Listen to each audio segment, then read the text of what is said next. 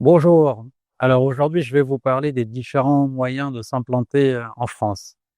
Alors bienvenue, je suis Georges Hazard, expert comptable, commissaire aux comptes après la Cour d'appel de Paris, titulaire d'un master 2 de droit fiscal, puis aussi fiscaliste. J'ai siégé dans différentes commissions fiscales à Paris, notamment la Commission nationale des impôts, et j'ai été aussi juge au tribunal de commerce de Paris. Alors aujourd'hui, je vais vous parler des différents moyens de s'installer, de s'implanter en France. Et en premier lieu, je vais vous parler d'un dispositif qui s'appelle Passeport Talent. Alors certainement que vous connaissez Passeport Talent employé, qui permet à de jeunes talents, de jeunes diplômés ou des personnes qui ont un savoir-faire reconnu dans un domaine, d'obtenir un contrat de travail depuis l'étranger, depuis le Liban par exemple où je suis, pour travailler pour une entreprise de droit français qui est implantée en France.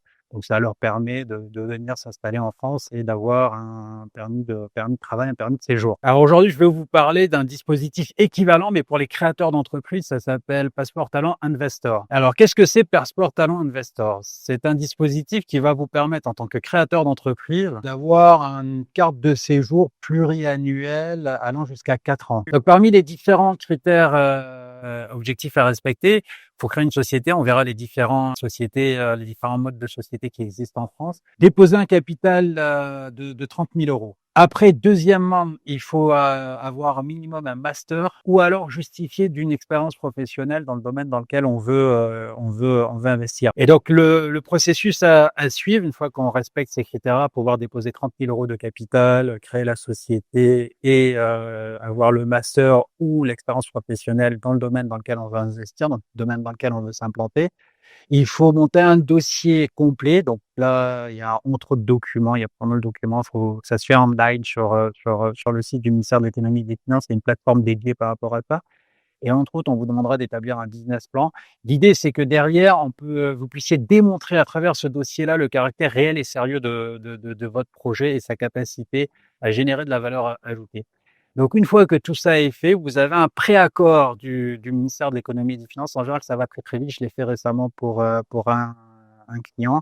En 2 jours après le dépôt du dossier complet sur la plateforme, on a eu le préaccord du ministère de l'économie et des finances. Et donc, sur cette base-là, vous partez, vous prenez un rendez-vous à l'ambassade, au consulat de France. Vous demandez le visa passeport talent. Vous allez obtenir le visa. Il n'y a pas de raison que le consulat le refuse, puisque vous avez déjà le préaccord du ministère de l'économie et des finances, vous avez déjà constitué la société, etc. Et alors, quand vous arrivez en France, vous avez 15 jours pour vous rendre à la préfecture de police du lieu où vous êtes. Généralement, c'est Paris. Et vous demandez le titre de séjour pluriannuel qui vous est donné. Donc, c'est pas un processus à partir du moment où vous avez constitué le dossier, etc., qui peut aller relativement vite parce qu'une création de société en France, c'est en 48 heures on la crée. Pareil, c'est online. Le ministère de l'économie et des finances est assez réactif. Bon, ça dépend un peu des délais du consulat, mais en général ici, là en ce moment, on est sur des délais de 15 à 20 jours à peu près. Donc généralement en 2 mois, ça a été le cas de ma cliente. En 2 mois, elle a eu son titre de séjour pluriannuel. Donc ça, voilà, ça c'est le passeport Talent Investor. N'hésitez pas, si vous voulez plus d'infos, il y a pas mal de sites qui sont dédiés à ça. Vous avez Choose France, French Tech Visa, BPI Création, etc. Vous trouverez pas mal d'informations dessus. Et puis n'hésitez pas en commentaire si vous avez besoin de plus d'infos à me poser des questions et je répondrai avec grand plaisir. Donc maintenant, on va parler dans la continuité de cela des différents modes de création que l'implantation en France. Donc bien sûr, vous avez la SARL. C'est une société à responsabilité limitée comme au Liban, capital 1 euro, pas de commissaire au compte. Vous avez la société par action simplifiée, qui est très intéressante, société assez souple, qui ressemble à une société anonyme mais simplifiée, donc société par action simplifiée. 1 euro de capital, pas de commissaire au compte, un seul associé, assez flex, assez rapide à créer.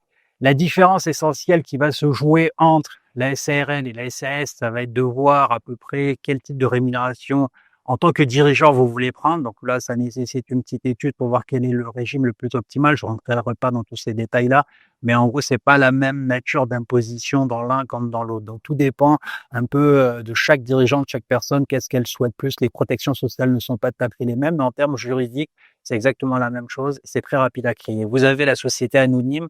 Maintenant, c'est 2 associés, la société anonyme, capital 37 000, mais pareil, pas de commissaire au compte, pas d'avocat, etc. C'est des démarches assez simplifiées.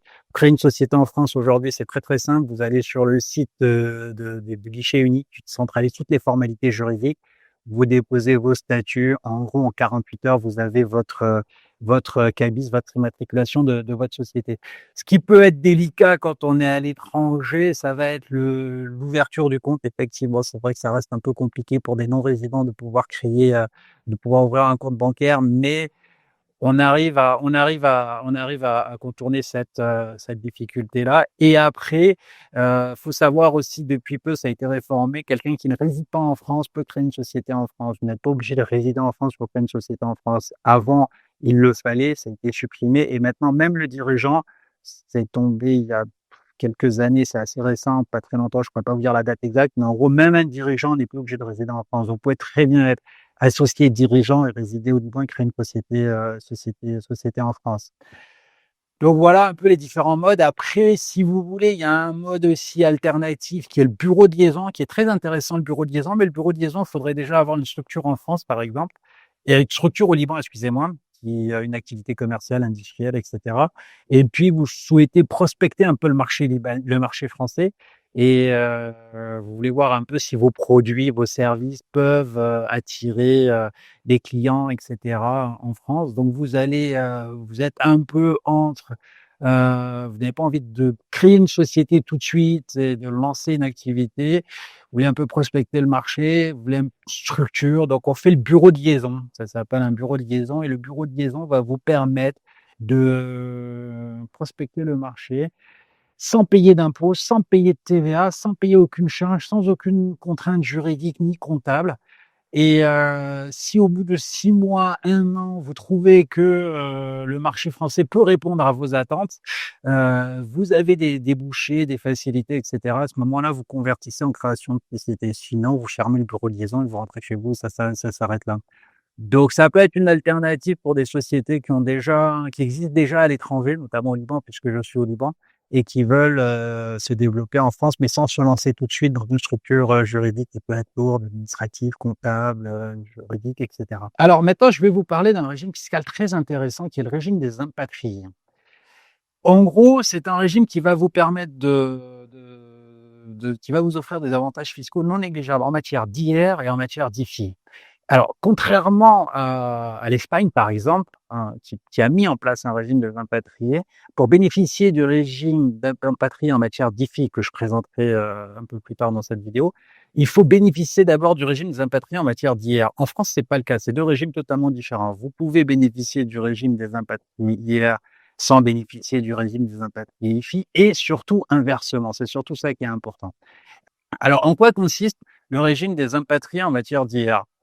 Si vous n'avez pas résidé en France au cours des 5 précédentes années et que vous êtes appelé à travailler en France pour une entreprise française sur le territoire français, vous bénéficiez en matière d'impôt sur le revenu d'une exonération non négligeable d'impôt sur le revenu.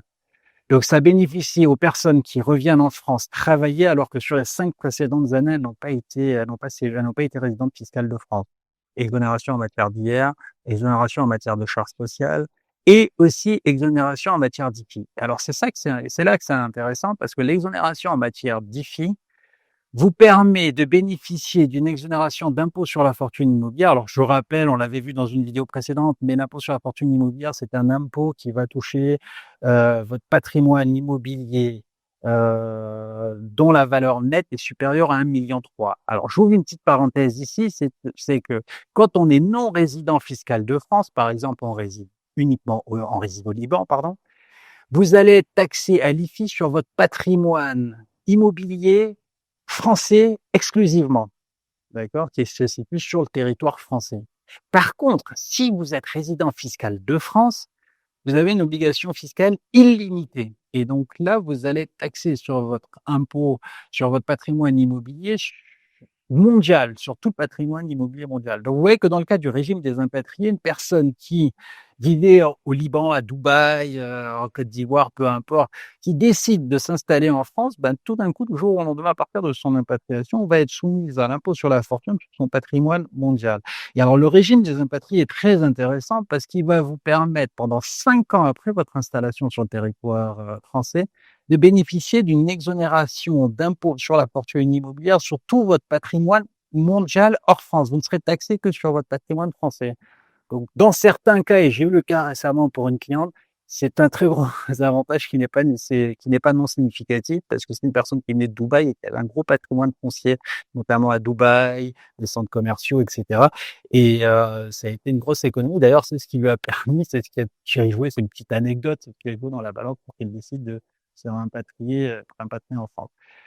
Et alors, comme je disais tout à l'heure, c'est-à-dire que le régime des impatriés IFI n'est pas lié au fait de bénéficier du régime d'impatriaire. Je crois pas un régime d'impatriaire, c'est-à-dire que vous avez un contrat de travail, vous partez pour travailler en France, etc.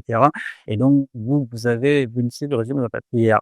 Le régime d'impatriité est complètement décorrélé. C'est-à-dire, là, j'ai le cas d'une personne qui vit au Cameroun, qui va rentrer en France, vivre en France, parce que ses enfants vont être scolarisés en France et qu'elle souhaite rester à côté de ses enfants.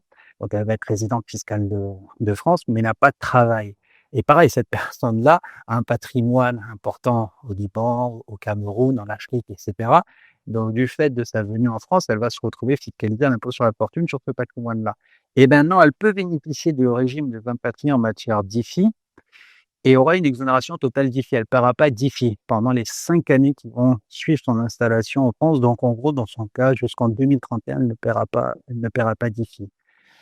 Donc, le fait de venir s'installer en France, indépendamment de tout contrat de travail, vous permet de bénéficier du régime des impatriés en matière d'impôt sur la fortune immobilière. Et si vous avez un contrat de travail, à ce moment-là, vous avez une exonération. En matière d'impôt sur le revenu, c'est 8 années, qui peut être significatif, plutôt, excusez-moi, qui peut être significatif. Et vous avez un impôt sur les revenus, certaines charges sociales, taxes sur les salaires, etc. Pas mal d'exonérations. Je ne vais pas toutes les lister, mais si ça vous intéresse, faites-moi un commentaire et je pourrais vous en dire plus en commentaire. N'hésitez pas à m'écrire et aussi en matière de films. Donc voilà ce que je voulais vous dire aujourd'hui dans cette vidéo. Excusez-moi, c'était très technique, donc j'ai essayé de faire au plus simple possible. En gros, vous avez plusieurs possibilités de vous installer en France. Vous avez passeport talent employé, tout le monde connaît. En bénéficiant de passeport talent employé, vous pouvez bénéficier du régime des impatriés IR, IFI, IR, impôt sur le revenu, donc exonération partielle sur l'impôt sur le revenu, exonération en matière d'impôt sur la fortune immobilière. Vous pouvez bénéficier de passeport talent investor, création d'entreprise, 30 000 euros de capital. Vous avez un titre de séjour pluriannuel. Bon, faut monter un dossier, on l'a vu, etc. Si vous avez besoin de plus d'informations, n'hésitez pas à m'écrire en commentaire, je vous répondrai. Je vous donnerai les liens où vous pourrez avoir plus d'informations. Mais vous avez beaucoup de sources documentaires sur Internet, Chose France, BPI, etc. Je l'ai dit. Et après, vous avez différents modes de création de sociétés en France, SARL, SAS, SA, etc. Bon, voilà, c'est des sociétés très simples, pas de commissaire aux comptes, pas d'avocat, pas de capital, 1 € de capital, voilà. C'est très rapide, tout se fait online, toute l'administration française est dématérialisée, tout se fait online sur le site du guichet unique. Vous allez vous compléter le dossier, très réactif, en 24, 48, 72 heures, vous pouvez avoir votre immatriculation. Si vous avez besoin de plus d'infos, n'hésitez pas. Et voilà, vive l'amitié France-Liban et je vous dis à très bientôt.